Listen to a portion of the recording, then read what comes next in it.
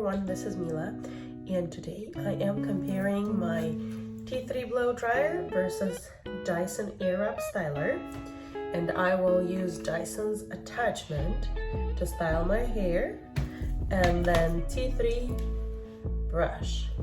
So we will be comparing how those products work. Let's get to it. I have separated my hairs in the middle. We're gonna go Dyson T3. Let's do this.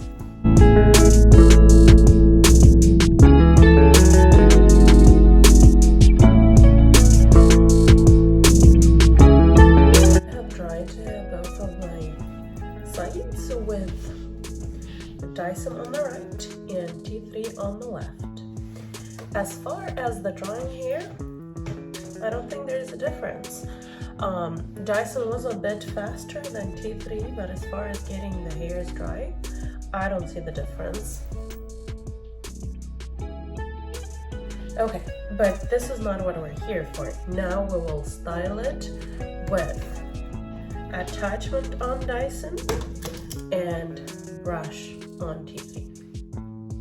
Let's do this.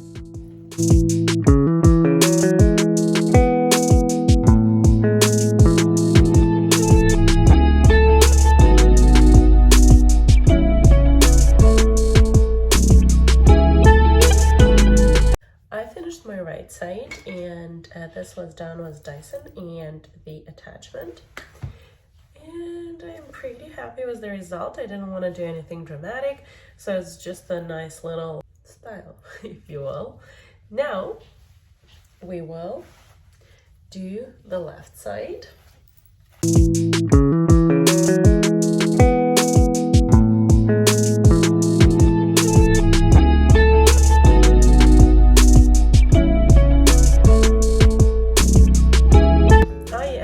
Drying my hair and using attachment and brush, and this is the result.